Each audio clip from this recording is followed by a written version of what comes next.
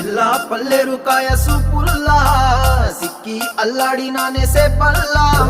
పసిడి పచ్చాని అరసే తుల్లా ధర పోస్తా ప్రాణాలు తానే అడగాల సీతా